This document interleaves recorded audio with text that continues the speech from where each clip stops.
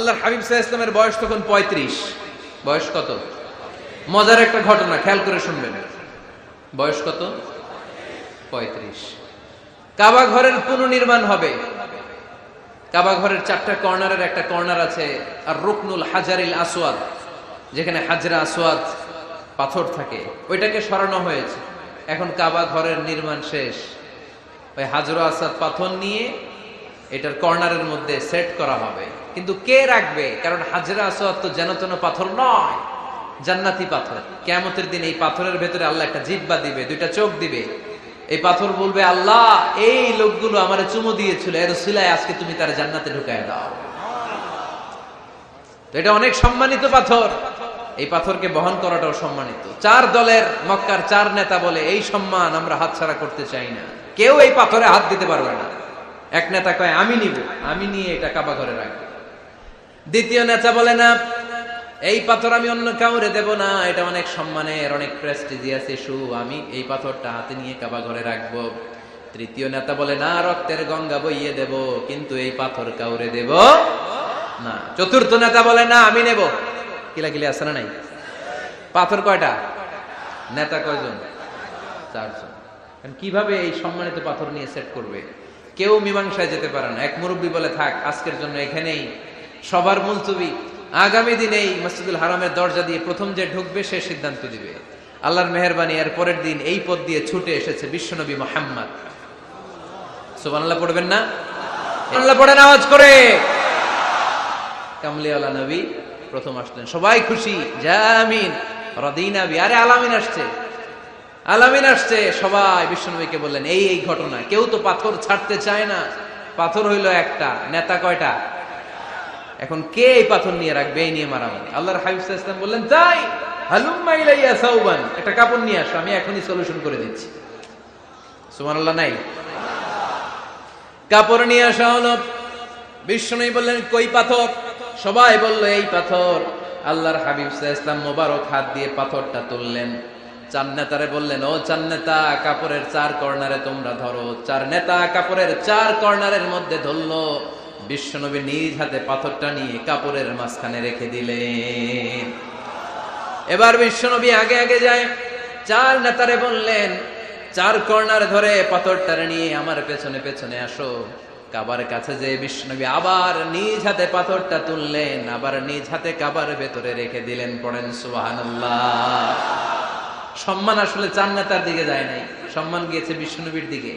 এতক্ষণ কাউরে দিবে না, এখন কেউই ধরতে পারে নাই, তারপরেও খুশি। সুবহানাল্লাহ কইবেন না? প্রথমে যে হাজরে আসওয়াদ পাথর ধরছে কে? বিশ্বনবী। কাপড়ে রাখছে কে? বিশ্বনবী। আবার কাপড় থেকে উঠিয়ে হাজরে আসওয়াদের পাথরটারে কাবার ভেতরে ঢুকাইছে কে? সুবহানাল্লাহ কইবেন না? সব সম্মান গেল বিশ্বনবীর হাতে, সব স্ট্যাটাস গেল বিশ্বনবীর হাতে।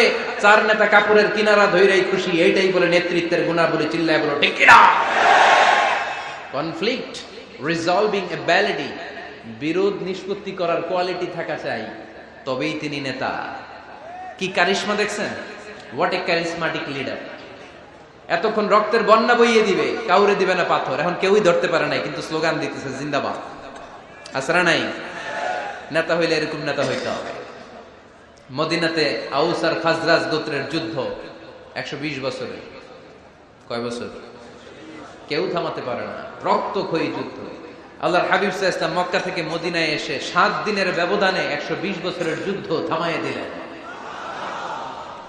এতদিনে এই গোত্রের লোকের সাথে এই গোত্রের কোনো বিয়ে নাই, এই গোত্রের লোকের সাথে এই গোত্রের কোনো অর্থনৈতিক লেনদেন নাই। বিশ্বনবী যখন আউস খাজরাজের যুদ্ধ থামিয়ে দিলেন, মদিনাতে আনন্দের ধুম পড়ে গেল, নতুন নতুন উৎসবের ধুম পড়ে গেল। সব ভাই ভাই। নেতা হইলে এরকম নেতা হইতে হবে, কোনো মারামারি থাকতে পারবে না সমাজে। চিল্লা এখন ঠিক কিনা? নেতা আসলেই সমাধান, নেতা আসলেই। সহিহ বুখারীতে একটা কিতাব আছে, কিতাবুস সুলহ, মীমাংসার অধ্যায়। একটা বাব আছে, বাবু কওলিল ইমামি লি আসহাবিহি ইযহাবু বিনা নুসলিহ বাইনাহুম। ইমাম সাহেবের এই কথা যে আমাদেরকে নিয়ে চলো, আমরা মিলাইয়ে দেব, এটা আল্লাহ রাসূল সাল্লাল্লাহু আলাইহি ওয়াসাল্লামের একটা বিখ্যাত ডায়ালগ। ডায়ালগটা কি? খেয়াল করে শুনেন। যুদ্ধ, মারামারি আর ঝগড়া শুনলেই আল্লাহ রাসূল সাল্লাল্লাহু আলাইহি ওয়াসাল্লাম বলতেন, ইযহাবু বিনা নুসলিহ বাইনাহুম। আরে আমরা আছি তো, আমগরে নিয়ে যাও না, আমরা মিলাই দিব। সুবহানাল্লাহ পড়েন। মারামারি দেখলে বিশ্বনবী মিলায় দিতেন। আল্লাহর হাবিব সাল্লাল্লাহু আলাইহি ওয়াসাল্লাম বলতেন, আলা উখবিরুকুম বিআফদালি দারাজাতিন মিনাস সালাতি ওয়াস সিয়ামি ওয়ান নুসুক, রোজা, নামাজ, সালাতের চেয়ে বড় একটা সওয়াবের কাজ আছে, ওটা কি আমি তোমাদের বলবো না? সাহাবারা বললেন, সেটা আবার কি? বিশ্বনবী বললেন, ইসলাহু যাতিল বাইন, দুইজন ঝগড়া করতেছে, তুমি ঝগড়া না লাগায় দিয়ে মিলাই দিবা, এর চেয়ে ভালো কাজ হয় না। জোরে কোন ঠিক কি না? সবচেয়ে শ্রেষ্ঠ কাজ। নোয়াখালীতে আগুন লাগলে আপনারা কি দিয়ে নিবা? কি দিদায়? পানি। অনেক ওই জায়গায় তেল ডাল। জ্বলতেছে কি? আগুন। আগুন নিবানোর জন্য ঢালবেন কি? অনেকে ঢালে কি? তেল। আহা, না, আপনি থামায় দিবেন, মিলাই দিবেন। আপনার জন্য ভালো জিনিস মিলাই দিবে কে? 7 নাম্বার, ফারসাইটেডনেস, দূরদৃষ্টিতা, ভিশনারি অ্যাটিটিউড, ফিউচারিস্টিক। নেতা অনেক দূর দেখতে পায়, তিনি দূরদর্শী। কর্মী যত দূর দেখে, নেতাও যদি তত দূর দেখে, দেশ চলবে? কথা বলেন। কর্মী যদি দেখে 500 মিটার, নেতার দেখতে হবে কয় মিটার? 1000 মিটার। কর্মী যদি দেখতে পায় 1000 মিটার, নেতার দেখতে হবে কয় হাজার মিটার? 2000 মিটার। কারণ নেতা হবে ফিউচারিস্টিক, ভিশনারি, স্বপ্নবাজ, স্বপ্নচারী। নেতাকে স্বপ্ন দেখতে হয়, ওই স্বপ্ন জাতিকে দেখাতে হয়। চিল্লায় বলেন ঠিক কি না? মানুষ তার স্বপ্নের সমান বড়। আপনি কত বড় আপনার স্বপ্ন শুনলে বোঝা যাবে। স্বপ্ন সেটা না যেটা মানুষ ঘুমিয়ে ঘুমিয়ে দেখে, স্বপ্ন সেটা যেটা অর্জনের আকাঙ্ক্ষা মানুষকে ঘুমাতে দেয় না। আল্লাহর হাবিব সাল্লাল্লাহু আলাইহি ওয়াসাল্লাম স্বপ্ন দেখিয়েছেন সাহাবাদেরকে, বিশ্ববিজয়ের স্বপ্ন, ইসলামকে বিজয়ী শক্তি হিসেবে দেখার স্বপ্ন। চিল্লায় বলেন ঠিক কি না?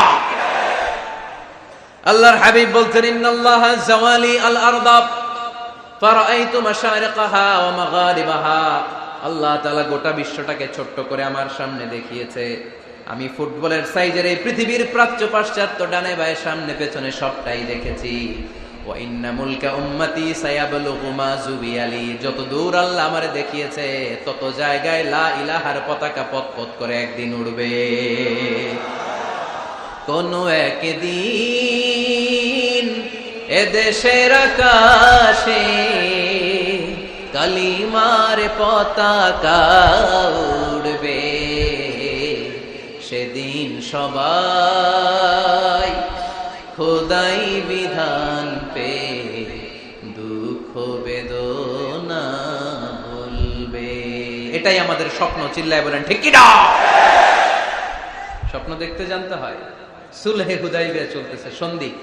1400 সাহাবা নিয়ে বিশ্বনবী মক্কায় আসলেন উমরা করতে। কাফেররা বলে, গো ব্যাক, অ্যাবাউট টার্ন, ফিরে যাও, হবে না। আল্লাহ রাসূল সাল্লাল্লাহু আলাইহি ওয়াসাল্লাম অনুরোধ করলেন, দাও না, উমরার নিয়ত করে এসেছি। ইজার আর রেদা পড়ে কাফেররা বলে, না, আগামী বছর, এই বছর হবে না, চুক্তি করো। চুক্তির মধ্যে লেখা হলো, মা খাবা আলাইহি মুহাম্মাদুর রাসূলুল্লাহ। ঠিক আছে, চুক্তি 10 বছরের, মুহাম্মদ রাসূল সাল্লাল্লাহু আলাইহি ওয়াসাল্লামের পক্ষ থেকে চুক্তি। কাফেররা বলে, না, আমরা তো তোমার রাসূলুল্লাহ মানি না। তোমার রাসূলুল্লাহ মানলে তো মা সাদাদনাকা আলা শাই, তোমার সাথে কোনো ঝগড়াই নেই, রাসূলুল্লাহ কাটো। সাহাবীরা তেড়ে উঠলেন। ওমরে ফারুক বলেন, মুখ সামলে কথা বল।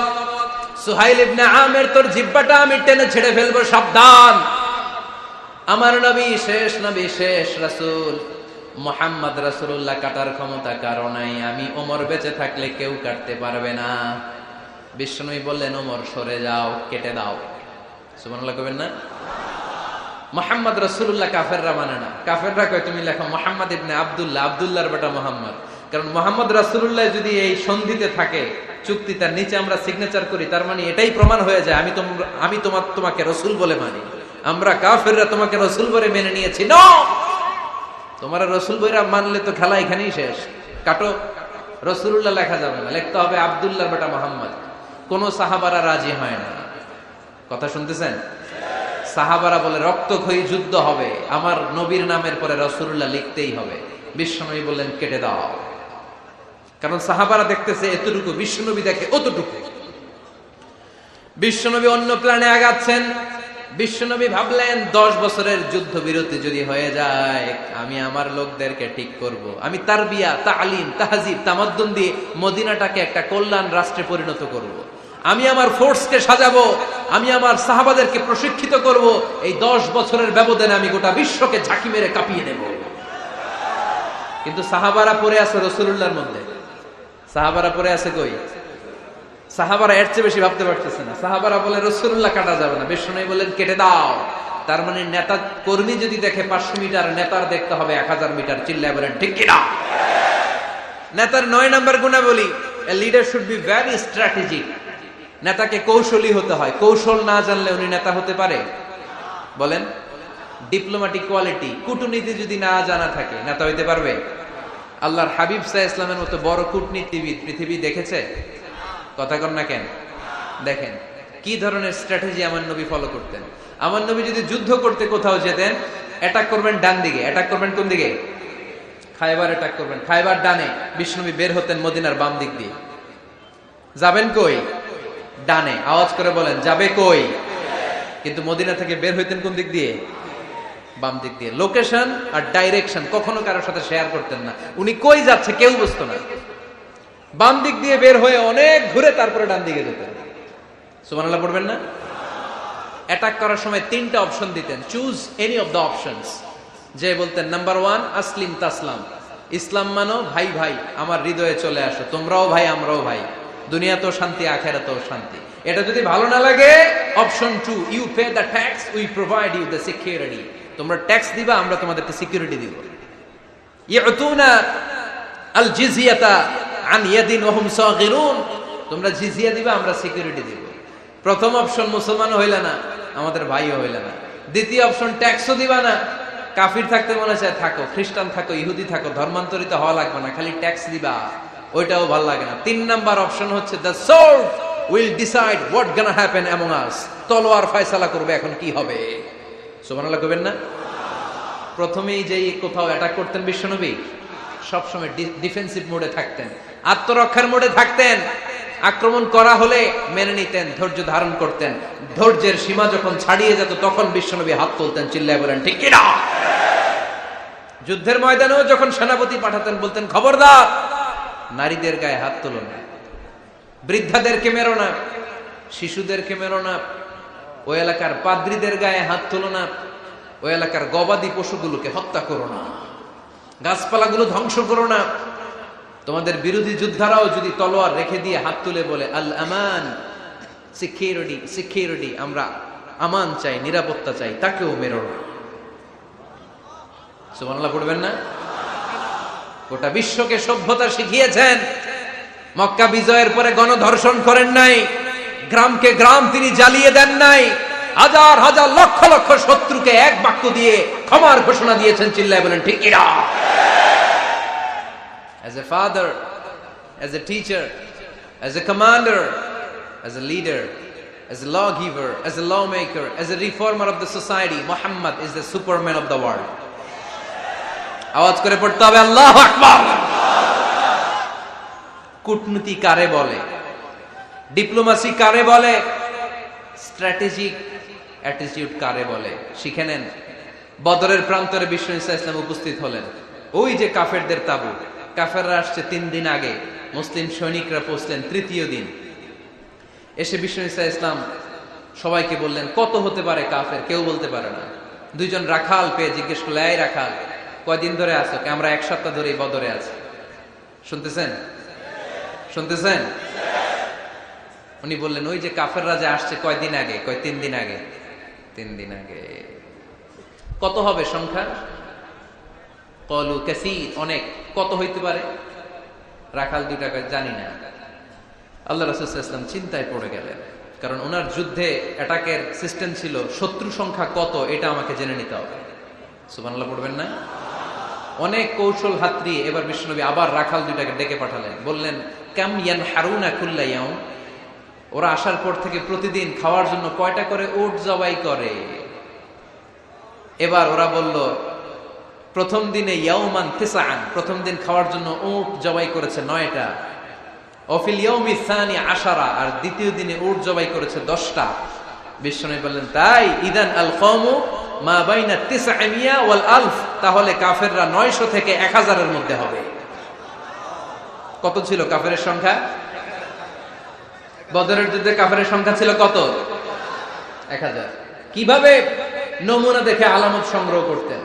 ওরা কয়টা উট জবাই করেছে 2 দিনে প্রথম দিন 9টা, দ্বিতীয় দিন 10টা। বিশ্বনবী হিসাব মিলাই ফেললেন যোগ বিয়োগ দিয়ে, কাফেরের সংখ্যা 900 থেকে 1000-এর মধ্যে হবে।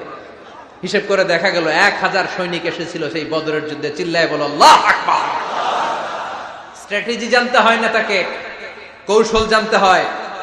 সর্বশেষ নেতার যে গুণ, এটা বলে শেষ করব, সাকসেশন ম্যানেজমেন্ট।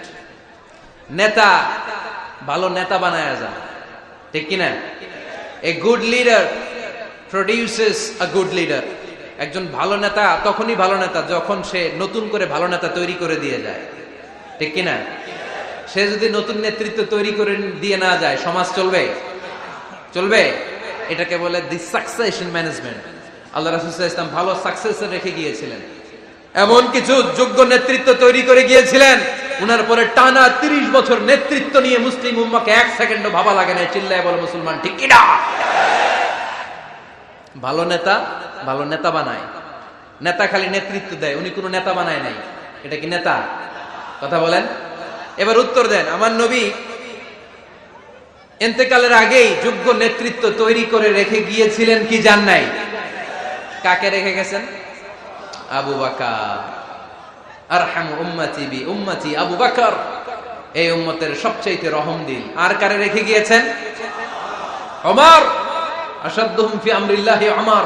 আল্লাহর জমিনে আল্লাহর দ্বীন বাস্তবায়নে সবচেয়ে কঠোর ছিল ওমর।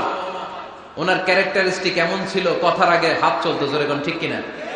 আল্লাহর হাবিব সাল্লাল্লাহু আলাইহি ওয়াসাল্লাম বলতেন, লা নাবিয়্যা বা'দি ওয়ালা রাসূলা, আমার পরে নবীও নাই রাসূলও নাই, তবে লাউ কানা বা'দি লাকানা ওমর, আমার পরে যদি নবী হওয়ার যোগ্যতা কারো থাকে, আমার ওমরের সেই যোগ্যতা আছে। প্রভু তুমি বলেছো রাসূল দেবে না, বলনি দেবে না ওমর, বলনি দেবে না হামজা তারি, খালিদ বিজয় সমর। প্রভু তুমি বলেছো রাসূল দেবে না, বলনি দেবে না ওমর, বলনি দেবে না হামজা তারি, খালিদ বিজয় সমর। প্রভু তুমি বলেছো রাসূল দেবে না। সুবহানাল্লাহ পড়েন। আসসালামু আলাইকুম ভিউয়ার্স, আপনারা এই ওয়াজটি শুনে কেমন লাগছে কমেন্ট বক্সে জানাবেন, এবং এই ওয়াজের মাধ্যমে আপনারা কী কী শিখতে পারলেন কমেন্ট বক্সে জানাবেন, এবং আশা রাখি এরকম ভালো ভালো ইসলামিক ভিডিও পেতে আমাদের চ্যানেলটি সাবস্ক্রাইব করে সাথে রাখবেন ইনশাআল্লাহ।